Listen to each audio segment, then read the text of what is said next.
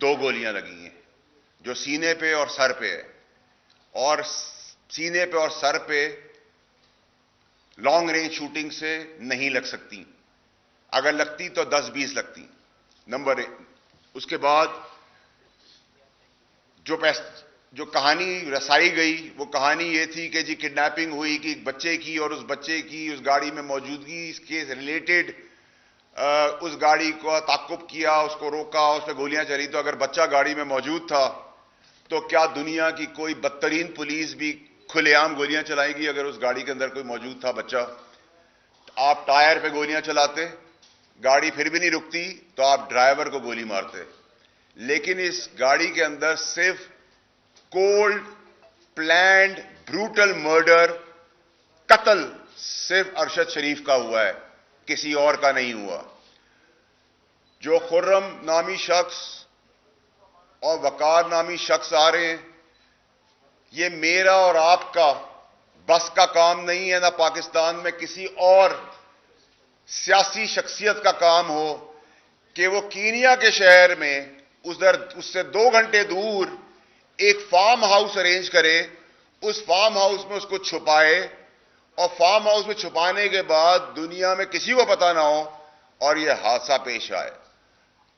اب میں اس کی تفصیلات میں آ جاتا ہوں کہ ارشد شریف کے ساتھ ہوا کیا ہے۔ وہ ایک ایماندار، بہادر، نڈر، زبردست انسان تھا، شہید ہے تو آج بھی ہمارے اندر ہے، اور اگر ہم میں کوئی غیرت ہے تو ہمیں اس کے بچے اور فیملی کے ساتھ اسی طرح کھڑا ہونا پڑے گا جیسے آپ اور میں اپنے گھر کے بچوں کے ساتھ کھڑے ہوتے ہیں۔ اس کی قیمت کیا دینی ہے وہ بھاڑ میں گئی، لیکن میں آپ کو یہ بتانا چاہتا ہوں کہ میرا ضمیر وہ تکلیف اور وہ جو ویڈیوز اور آپٹکس جو میں دیکھ رہا ہوں اور جو معلومات مجھے ہے، میں نہیں برداشت کر سکتا۔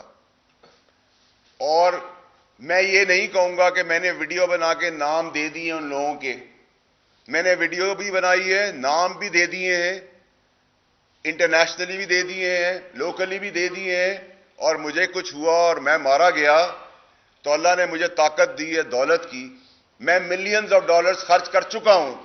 اگر مجھے کچھ ہوا اور میں مر گیا تو وہ شخصیات جو اس سازش کا حصہ ہیں وہ بھی 3 گھنٹے کے اندر اسی طرح مارے جائیں گے۔ وہ کتنے بھی بڑے طاقتور لوگ ہوں، ان کو بڑا کلیئر میسج ہے میرا، مجھے گولی لگی اور میں مرا تو 3 سے 5 گھنٹے کے اندر تمہیں بھی گولی لگے گی اور تم بھی مرو گے۔ اب میں آپ کو بتاتا ہوں کہ یہ کہانی اور یہ سازش شروع کہاں سے ہوئی ہے۔ یہ ایک سازش اور ٹولہ بنایا گیا۔ ارشد شریف نہ بھاگنے والا آدمی ہے نہ ملک چھوڑنے والا آدمی تھا۔ ارشد شریف کے اوپر جو ایف آئی آر کٹی وہ کٹی، 15 کٹی یا 16 کٹی، لیکن ارشد شریف نہ اس ملک چھوڑنے کو تیار تھا نہ ملک چھوڑ رہا تھا۔ وہ بھی وجہ بتاؤں گا کہ میں کیوں یہ سب باتیں کر رہا ہوں۔ ارشد شریف کو سازشیوں نے ڈرایا، بتایا، مجبور کیا، اور وہ شخصیت ہیں جن کو بلیو کرنا بنتا ہے، اور اس کو یہاں سے نکال دیا گیا۔ جب نکال دیا گیا تو وہ دبئی پہنچا۔ جب وہ دبئی پہنچا تو کہا گیا کہ کسی اسٹیبلشمنٹ نے یا کسی نامعلوم ادارے نے دبئی سے نکلوانے کے لیے اس کے اوپر پریشر ڈالا اور دبئی حکومت نے اس کو نکال دیا۔ یہ بھی بالکل بے بنیاد اور جھوٹی بات ہے، میں اس کے شواہد بھی آپ کو دوں گا۔ جتنے دن کا ویزا تھا اتنے دن وہ دبئی میں رہا۔ جب ویزا نہیں ختم ہو گیا تو اس کو وہ دبئی چھوڑنا پڑا۔ لندن کی ڈائیورژن بتائی گئی کہ وہ لندن چلے گئے ہیں، وہ لندن بھی نہیں گئے تھے۔ پھر اس شخص نے جس پہ وہ بھروسہ کر رہا تھا، جو یہ منصوبہ بندی کر رہا تھا، جو یہ سازش کر رہا تھا، اس سازش کے حصے کے اندر پورا پاکستان پھنسا ہوا ہے آج، جس کو کہہ کے تھک گیا ہوں، میں مر گیا ہوں، آستینوں کے سانپوں کے بارے میں بتا چکا ہوں، اپنے چیئرمین ایکس وزیر اعظم عمران خان صاحب کو بتا چکا ہوں کہ یہ جو سازش رچائی جا رہی ہے، اس سازش کے تانے بانے اور سازش کی جو بینیفٹس ہیں وہ اور مقاصد کچھ اور ہیں، سب کو الٹی پٹتی پہ چڑھا دیا گیا ہے۔ اور عمران خان صاحب جو مارچ پرامن کرنے جا رہے ہیں، یہ ہمارا جمہوری حق ہے اور رائٹ ہے، لیکن میں بہت کلیئرلی آپ کو بتا رہا ہوں کہ مجھے اس مارچ کے اندر خون ہی خون، موت ہی موت اور جنازے ہی جنازے نظر آ رہے ہیں، اور وہ جنازے دیے جائیں گے، اور میں اپنے معصوم پاکستانیوں کو کسی کچھ چند لوگوں کی سازش کے تحت نہیں مرنے دوں گا. اپنی آخری وقت تک کوشش کروں گا کہ یہ لاشوں کا اور خون کا کھیل اس ملک میں بند ہو. ارشد شریف اپنے مقصد، اپنے بیانیے، اپنی سوچ پہ بالکل ایمانداری سے کھڑا تھا. نہ اس کو موت کا ڈر تھا، نہ وہ بھاگنے والا تھا، نہ اس کو کوئی پیسہ خرید سکتا تھا. لیکن جو اس کو مقاصد بتائے گئے، اس مقاصد کے پیچھے ہی سازش تھی. اور میں آئندہ آنے والے دنوں میں، ہفتوں میں نہیں، وہ سب پردے چاک کر دوں گا. مجھے فکر نہیں ہے. میں اپنے گھر والوں کو، اپنے بیوی بچے اور اپنے ماں باپ کو بتا کے آیا ہوں کہ اگر مجھے کچھ ہو گیا تو تحفے میں ان کی لاشیں بھی ملیں گی. یہ میرا وعدہ ہے. یہ میں حلف میں آپ کو کہہ رہا ہوں، اور میں آپ کو کر کے بتاؤں گا، میں رہوں یا نہ رہوں. ارشد شریف کو دبئی سے کوئی عام آدمی کینیا نہیں بھجوا سکتا تھا. کینیا کیوں چوز کیا گیا؟ کینیا میں اس کو کس نے چھپایا؟ کینیا کے اندر کس سے وہ رابطوں میں رہا؟ کینیا میں وہ کیا کرتا رہا؟ اس کے پس پردہ وہ منصوبہ بندی والے لوگ ہیں، وہ سازشی لوگ ہیں، وہ بے ایمان لوگ ہیں، وہ لوگ ہیں جو ملک کو توڑنا چاہتے ہیں، جو میری پارٹی کو نقصان دینا چاہتے ہیں، جو اس سیاست کو نقصان دینا چاہتے ہیں، اور اپنی خواہشات، اپنے انٹرسٹ کے لیے لوگوں کو مروانے پہ تلے ہوئے ہیں. یہ کولڈ بلڈڈ پلانڈ مرڈر ہے. اس کو کوئی یہ ڈرامے بازی کا نقشہ نہ دے کہ ایک جگہ پہ ہاتھ دیا اور پولیس نے وہ نہیں رکی تو گولیاں چل گئی. سب ڈرامہ ہے، سب جھوٹ ہے. میں آپ کو دعوے سے کہہ رہا ہوں کہ نہ کوئی موبائل فون ملے گا، نہ کوئی لیپ ٹاپ ملے گا، نہ کوئی شواہد ملے گے، نہ کوئی ثبوت ملیں گے، اور نہ ہی کوئی انصاف. اس ملک میں تو آپ انصاف کی بات کر ہی نہیں سکتے. اب آ جائیں آپ مارچ کے اوپر. مارچ کے اندر بھی لاشیں دی جائیں گی، خون دیا جائے گا، بے گناہ لوگوں کا، امپورٹنٹ لوگوں کا. کسی قسم کا بھی چیز ابھی اسی وقت بہت کچھ ہو سکتا ہے، کیونکہ منصوبہ بندی کچھ اور ہے. اسٹیبلشمنٹ کو ارشد شریف کے کیس کے اندر، ارشد شریف اسٹیبلشمنٹ سے رابطے میں تھا، ارشد شریف آنے کو تیار تھا، ارشد شریف کے اوپر کوئی ایسا ایشو نہیں تھا. لیکن جنہوں نے اس کو جس مقاصد اور جس سازش کے تحت اس کی اپنی سوچ کے اوپر اس کو برین واش کیا، وہ اپنے مقصد کو ایمانداری سے نبھا رہا تھا. اس کو جو صحیح لگ رہا تھا وہ کر رہا تھا، جو اس کو غلط لگ رہا تھا وہ اس کو بتا رہا تھا. لیکن پس منظر ایسا کچھ نہیں تھا. یہ ایسی بات ہے کہ اگر میرا چیئرمین مجھے کوئی بات بتا رہا ہے تو میں 99% اس پہ یقین کروں گا. تو ایسے ہی وہ لوگ تھے جو اس سازشی بیانیے کے ساتھ سازش کو اور ملک کو سازش کے اس کٹارے میں لے گئے جہاں ابھی ایک آدمی شہید ہوا ہے. ابھی اور بہت ساری لاشیں گرنی ہیں اور گریں گی، یہ میں آپ کو بھی کہہ رہا ہوں. اس کے علاوہ جو سب سے امپورٹنٹ چیز ہے، جو میں آپ کو کہہ رہا ہوں بار بار، کہ اس میں کسی اور کی شہادت نہیں ہوئی. جب اس کا استعمال ہو گیا، وہ پاکستان آنے کو تیار ہو گیا، تو خوف بیٹھا گیا، ڈر بٹھایا گیا کہ اس کو مروا دیتے ہیں تاکہ شواہد بھی مٹ جائیں گے اور ایک آگ بھی بھڑک اٹھے گی. لیکن انسان سوچتا کچھ اور ہے اور اللہ تعالیٰ کرتا کچھ اور ہے. آپ یہ سب باتیں آپ یہ پوچھیں گے مجھ سے کہ یہ سب باتیں مجھے کیسے پتہ ہیں اور کیوں پتہ ہیں اور کہاں سے مجھے یہ باتیں آ رہی ہیں. جب ارشد شریف اس ملک سے گیا ہے، اس دن سے لے کر آخری دنوں تک میں ارشد شریف کے ساتھ رابطے میں تھا، اور میرا فون اویلیبل ہے دنیا کی کسی جگہ پہ بھی فورینزک کے لیے کہ میں سچ بول رہا ہوں یا جھوٹ بول رہا ہوں. ویسے تو بہت ساری جگہوں پہ بغیر چھان بین کے مجھے جھوٹا کہہ دیا جاتا ہے، بغیر چھان بین کے، اور یہی اس ملک کا المی ہے۔ اس کے علاوہ یہ صرف اور صرف